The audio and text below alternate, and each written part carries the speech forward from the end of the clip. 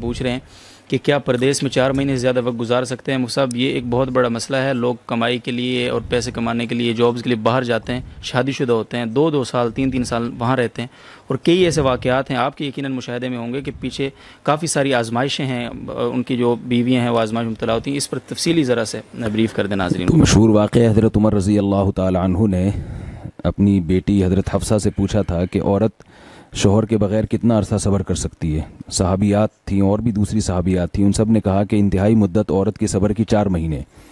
اس بیس پہ حضرت عمر رضی اللہ تعالیٰ عنہ نے قانون بنایا کہ جو مجاہدین سرحدوں پر ہیں 4 مہینے میں کم از کم 1 مرتبہ اپنے گھر جائیں گے.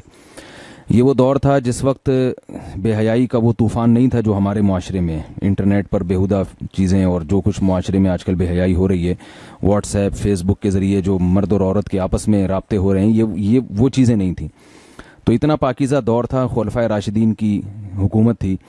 تو اس پاکیزہ دور میں بھی یہ کہا جا رہا ہے کہ عورت 4 مہینے سے زیادہ شوہر کی جدائی برداشت نہیں کر سکتی اور اس کو گناہ میں پڑنے کا خطرہ ہوتا ہے.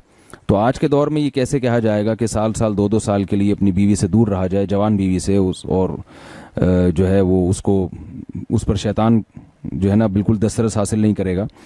تو جائز تو ہے, سال کے آپ 10 سال بھی رہ سکتے ہیں بیوی کی اجازت سے, لیکن یہ چیز مشاہدے کے بھی خلاف ہے, جو آج کل لوگوں کے مشاہدوں سے جو چیز سامنے آ رہی ہے, اور تقویٰ کے بھی خلاف ہے.